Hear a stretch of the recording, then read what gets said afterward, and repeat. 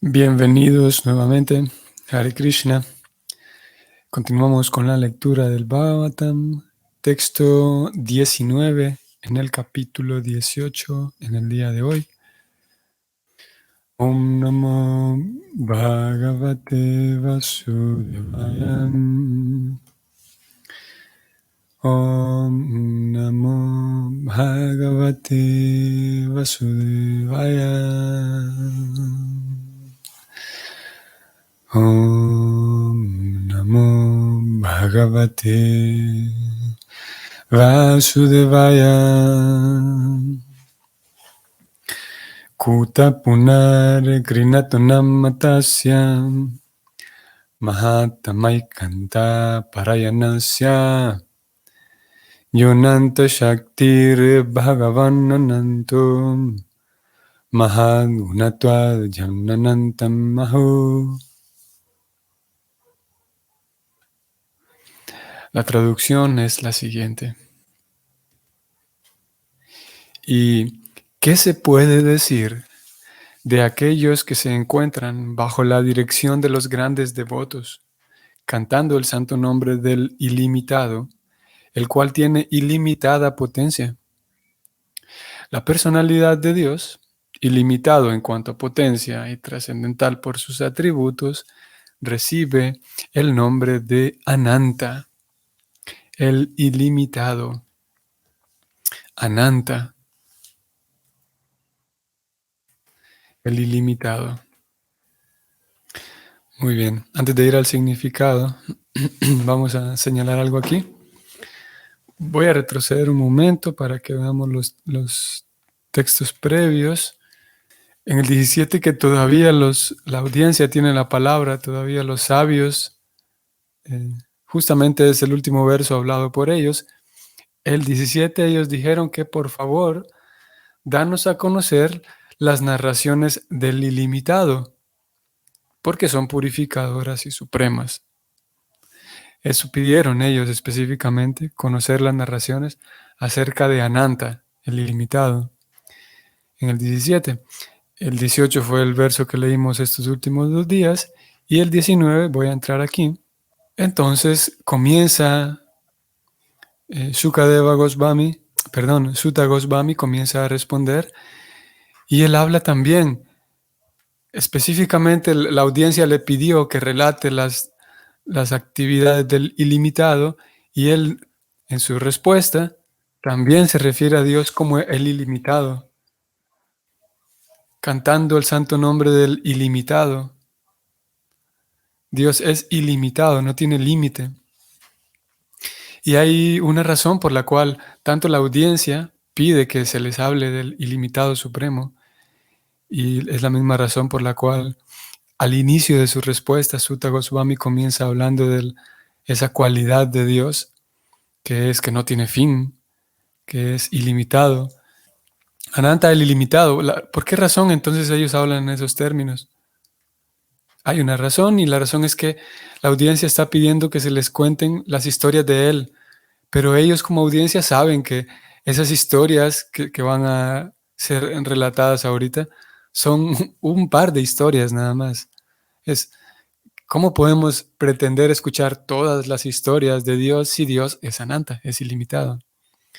Y tanto la audiencia como el orador lo saben, y por esa razón ambos, eh, ellos primeros, cuando piden escuchar acerca de Dios, hablan del ilimitado, se refieren a Él como el ilimitado, sabiendo muy bien y expresando que nosotros sabemos que Él es ilimitado, y sabemos muy bien que cualquier cantidad de historias que se nos cuenten acerca de Él son simplemente parte, una porción de sus ilimitadas actividades.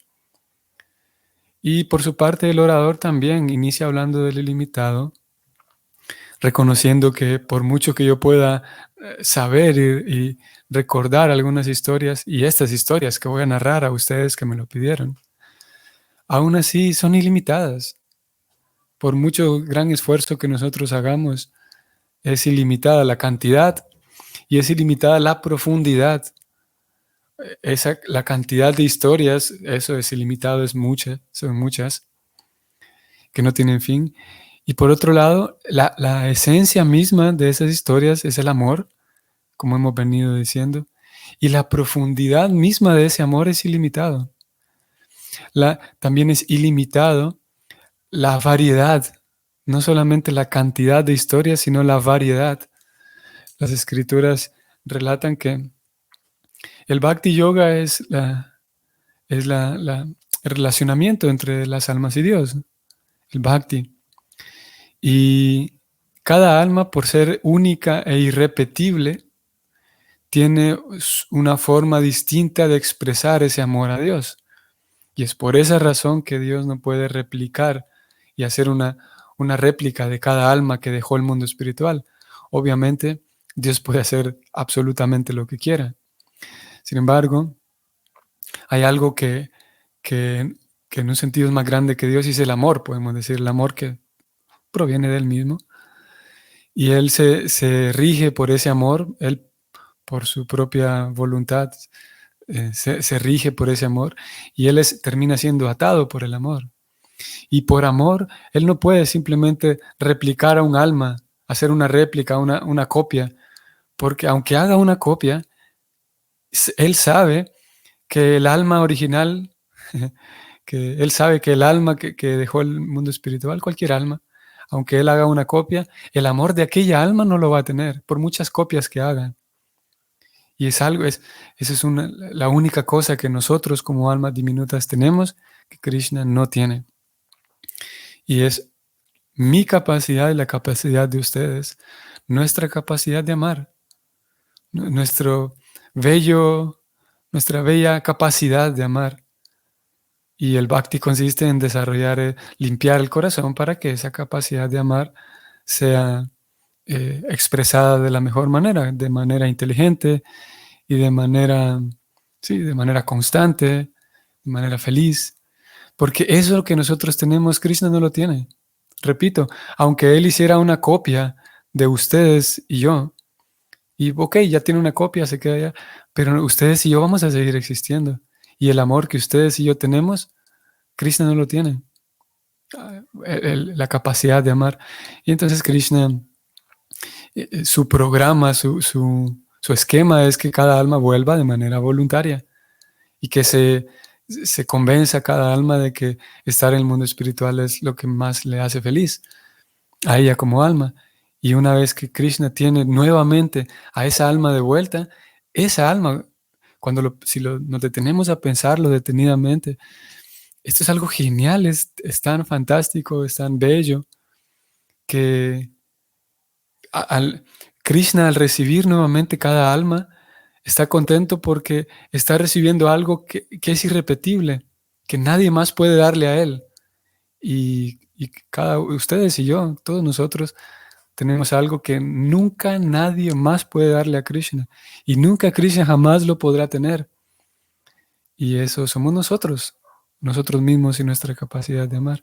Es por esa razón que Krishna, a pesar de ser tan grande, a pesar de ser Ananta, ilimitado, y nosotros, imagínense que solamente aquí en la tierra, nosotros, yo como persona, ustedes como individuo, la cantidad, el peso, por ejemplo, la masa que conforma mi cuerpo. Algunos tienen más masa, otros tienen menos. En fin de cuentas, por mucha masa, muy grande mi cuerpo, aún así la cantidad de materia que hay en mi cuerpo es muy diminuta comparado con toda la Tierra, con todo el universo. Somos muy diminutos.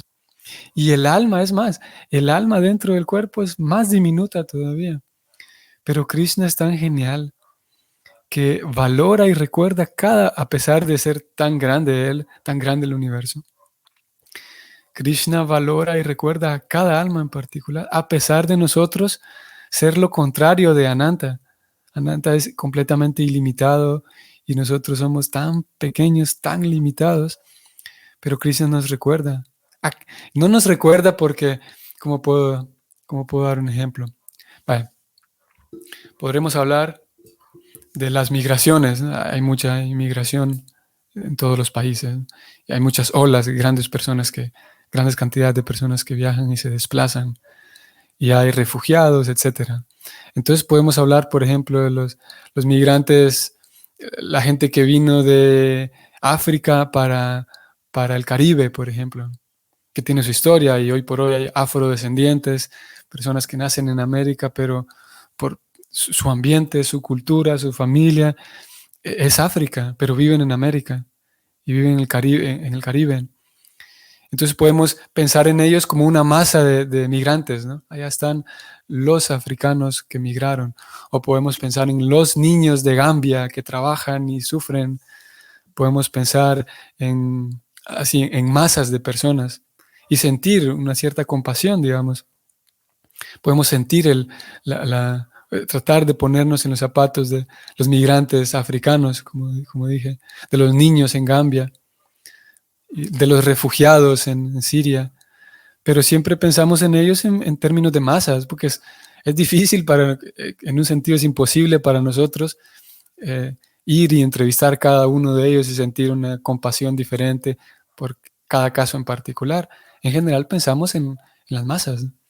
Pero Krishna, menciono esto porque Krishna no es que dice, bueno, al mundo material se fueron aquel montón de almas. Él no piensa así como nosotros pensamos en las masas. Él no piensa así, de acuerdo con las escrituras. Es que Krishna recuerda a cada una de las almas que están ausentes del mundo espiritual y sabe muy bien quiénes son. Y sabe muy bien que, como dije hace rato, que cada alma tiene algo para él que nadie más puede repetir. Claro, yo puedo hacer una ofrenda, cocinar un plato especial para Krishna, un plato que muchas otras personas ya saben cocinar, o una melodía que yo puedo cantarle a Krishna, o yo puedo hacer diferentes ofrendas que el método puedo haberlo aprendido de alguien más, pero yo mismo como persona, como dije, mi propia capacidad de amar, nadie la puede replicar. Y el bhakti consiste en limpiar el corazón para poder ofrecer eso nuevamente a Krishna. A pesar de él ser ilimitado, mm, definitivamente recuerda a nosotros los muy limitados. Bueno, eso como parte de introducción. Vamos a ir al significado, que en realidad Prabhupada en el significado no habla de Ananta, sino él recoge todavía el tema que trae desde ayer. Ustedes recuerdan que venimos hablando del nacimiento, quién puede ser un maestro espiritual. De eso hemos venido hablando estos últimos 2 días. Y Prabhupada va a mencionar aquí un tema muy interesante que definitivamente vale la pena indagarlo, analizarlo, porque será útil y es útil a lo largo de la vida devocional. Ok, el significado es el siguiente. Los Dvijabandhus, o sea, los hombres incultos, o las personas en general incultas y poco inteligentes que han nacido en las castas superiores, presentan muchos argumentos en contra de que los hombres de casta inferior se conviertan en brahmanas en esta vida. Ellos arguyen que el nacer en una familia de shudras o menos que shudras ocurre por los actos pecaminosos anteriores y que por consiguiente se tiene que completar el periodo de desventajas que se deben a un bajo nacimiento. Wow, voy a seguir leyendo, pero esta idea que Prabhupada está presentando aquí, muy, muy interesante. Continúo leyendo y ahora vemos si regresamos acá. Y para contestarles a esos lógicos falsos, el Srimad Bhagavatam afirma que aquel que cante el santo nombre del Señor bajo la dirección de un devoto puro puede librarse de inmediato de las desventajas de haber nacido en una casta inferior. Un devoto puro del Señor no comete ninguna ofensa mientras canta el santo nombre del Señor. Hay 10 diferentes ofensas al canto del santo nombre del Señor. El canto del santo nombre bajo la dirección de un devoto puro es canto sin ofensas. El canto del santo nombre del Señor sin ofensas es trascendental. Y en consecuencia dicho canto puede purificarlo a uno de inmediato de los efectos de toda clase de pecados previos. Este canto sin ofensas indica que uno ha entendido por completo la naturaleza trascendental del santo nombre, a raíz de lo cual se ha entregado al Señor. En sentido trascendental, el santo nombre del Señor y el propio Señor son idénticos por ser absolutos. El santo nombre del Señor es tan poderoso como el Señor. El Señor es la todopoderosa personalidad de Dios y Él tiene infinidad de nombres, los cuales no son diferentes de Él y además son igual de poderosos. En la última palabra de la Bhagavad Gita, el Señor afirma que aquel que se entrega a Él por entero es protegido de todos los pecados por la gracia del Señor. Como su nombre y Él son idénticos, el santo nombre del Señor puede proteger al devoto de todos los efectos de los pecados. El canto del santo nombre del Señor puede liberarlo a uno indudablemente de las desventajas de haber nacido en una casta inferior. El ilimitado poder del Señor se extiende cada vez más mediante la ilimitada expansión de los devotos y las encarnaciones. Y por lo tanto, cada devoto del Señor, así como también las encarnaciones, puede estar sobrecargado igualmente de la potencia del Señor. Puesto que el devoto está sobrecargado de la potencia del Señor, aunque sea con una pequeña fracción de ella, la incapacidad debida al bajo nacimiento no puede interponerse en el camino. Fin del significado. Palabras contundentes de Prabhupada. Y un tema, como dije, aparte de interesante, importante conocerlo. Y importante porque forma parte en el corazón mismo de la misión de Prabhupada y el corazón mismo del movimiento Hare Krishna.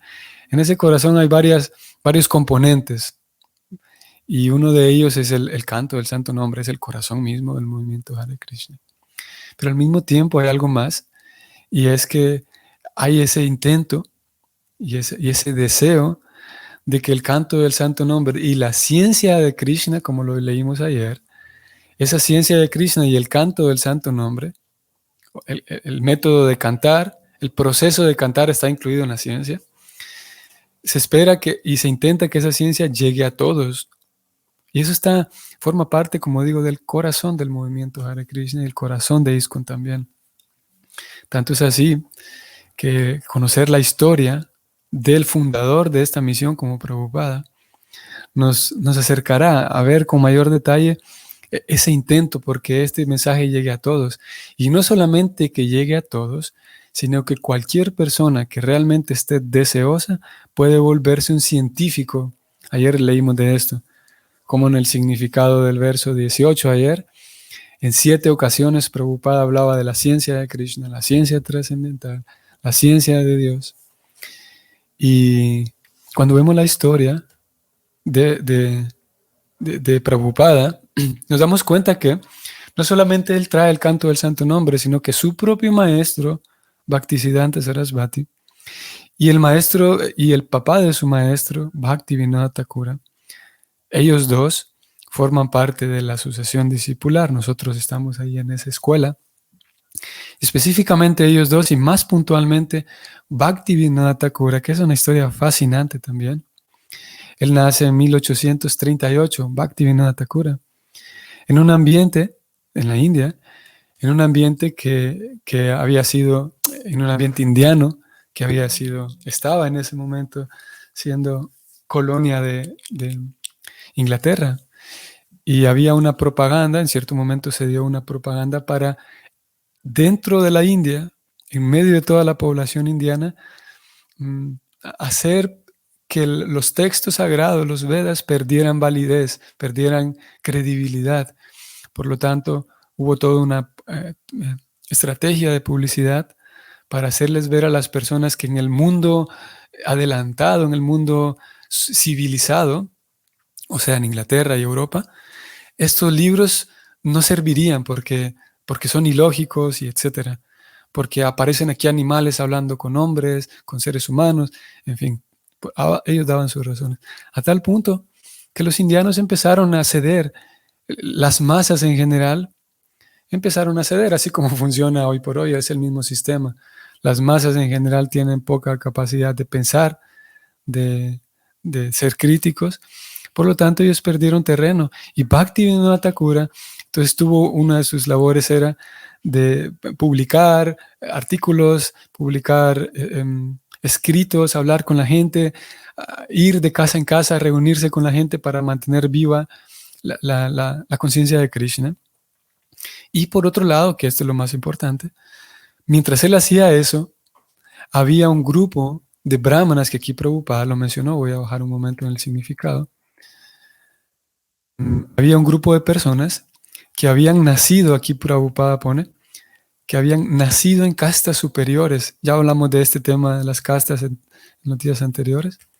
Y esas personas que habían nacido por costumbre social, ellos habían nacido en familias sacerdotales, familias brahmínicas, y ellos empezaron todo también, aparte de los británicos, de los ingleses, que ya tenían un programa de propaganda para demeritar demeritar a los Vedas, al mismo tiempo hubo otro grupo de personas que eran estas personas, los de castas superiores, que oficialmente eran brahmanas, y empezaron a señalar y criticar a Bhaktivinoda Thakura. ¿Por qué? Por lo que Prabhupada está diciendo aquí. Porque ellos decían que Bhaktivinoda Thakura está haciendo mal todo, porque a las personas de baja clase no se les debe enseñar la ciencia devocional, porque para que aprendan la ciencia devocional tienen que cumplir con su karma de morir en esta vida y en la siguiente vida nacer como brahmanas, nacer en familias apropiadas. Por lo tanto, Bhaktivinoda Thakura tenía estos dos grupos. Este segundo grupo que, contrario de ayudarle a mantener viva la fe en las escrituras, ellos más bien, Prabhupada los llama aquí incultos y poco inteligentes, con un asunto muy infantil en realidad. Simplemente no querían, por algo muy social, y sí, por cosas sociales, no querían que personas que pertenecían a otras familias fueran respetadas como grandes Vaishnavas, fueran respetadas por su conocimiento espiritual. Así que Bhaktivinoda Thakura entonces escribe y tiene toda una misión, y su obra misma va dirigida allí también a encarar a estos aparentemente brahmanas, aparentemente eran cultos, porque por sus familias se les respetaba así, pero en fin de cuentas eran cultos y poco inteligentes, como dice aquí Prabhupada. Y Bhaktivinoda Thakura escribió muchos artículos, los enfrentaba para hacer ver que un alma, si está deseosa de aprender acerca de la ciencia de Dios y si tiene un buen maestro que la guíe, pues no hay ningún problema, puede desarrollar todo el amor por Dios que ya está en el corazón. Mientras los otros seguían argumentando que no, hay que nacer en una familia brahmana, hay que nacer en una familia brahmana, una familia sacerdotal. Bhaktivinoda Thakura eventualmente entonces él parte del planeta y su hijo Bhaktisiddhanta Saraswati queda a cargo. Este hijo de Bhaktivinoda Thakura es el maestro espiritual de Prabhupada. Y también, ustedes sabrán, Bhaktisiddhanta Saraswati también continúa con esa misma misión. Él siendo así muy estricto, mucha gente lo criticó y lo criticó mucha gente perteneciente a este grupo. Personas que tenían por costumbres sociales y oficiales, tenían el título de brahmanas, pero en realidad se oponían a que la ciencia trascendental llegara a otras personas. Y Prabhupada, él tiene otra misión, una misión ligeramente diferente, que es sacar la ciencia de la India y traerla a Occidente, pero al mismo tiempo, Prabhupada también eventualmente va presentando este tema. Si bien es verdad, nosotros como estudiantes de la obra de Prabhupada, no vemos de primera mano esa oposición, porque esa oposición está presente en la India y la sigue estando definitivamente. En Occidente simplemente escuchamos a Prabhupada y listo, pero en la India sigue habiendo esa oposición de personas que consideran que no, para ser un verdadero Vaishnava, uno tiene que nacer en una familia específica y etcétera, etcétera. Y Prabhupada dio suficientes argumentos, no solamente suficientes argumentos, sino más importante, los argumentos que iban basados en las shastras, basados en las escrituras autorizadas. Y aquí Prabhupada menciona un poco el tema en otras porciones de los libros, en el Néctar de la Devoción, Upadesambrita también él presenta argumentos y bases para dejar claro que en realidad si una persona, como el mismo verso aquí lo dice, el mismo Bhagavatam, que es autoridad, una persona que se encuentra bajo la dirección de los grandes devotos, indudablemente tiene la misericordia del ilimitado. Prabhupada él describe una progresión muy interesante aquí en el significado, y él dice, bueno, Dios es trascendental, ¿ok? Por ser trascendental, su nombre también lo es. La persona y el nombre son iguales, la misma potencia tienen, podemos decir. Y si la potencia del nombre está en la misma cantidad que en la potencia de la persona de Dios, entonces un alma que está entregada al nombre de Dios, está entregada a Dios, él dice. Como su nombre y él son idénticos, el santo nombre del Señor puede proteger al devoto de todos los efectos de los pecados. Voy a ir más abajo. El ilimitado poder del Señor se extiende cada vez más mediante la ilimitada expansión de los devotos.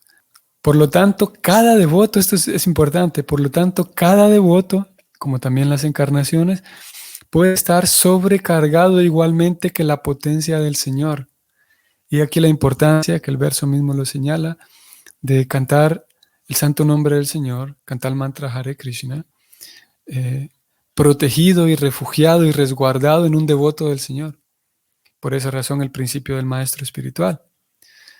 Porque ya que el devoto está, el maestro espiritual está entregado al nombre, al santo nombre del Señor, eso quiere decir que esa persona está sobrecargado con la potencia del Señor. En otras palabras, y los textos lo indican así, estar entregado al maestro espiritual es estar entregado a Krishna. Es igual, porque el maestro espiritual está entregado, está en virtud de su entrega, está sobrecargado de la potencia del Señor. Y en un sentido es lo mismo, es entregarse al maestro espiritual que entregarse a Dios. Claro que si yo me entrego al maestro espiritual y, y me olvido que él es una gran persona porque está entregado a Dios. Por esa razón yo me entrego a él o a ella, porque él mismo está entregado a Dios. Y si recuerdo eso, en las escrituras en Bhagavatam se menciona que el maestro espiritual es Dios adorador y Krishna es Dios adorado. El maestro espiritual original es Balaram y luego tenemos muchas otras almas que se entregan a Balaram y fungen como canal del maestro espiritual original.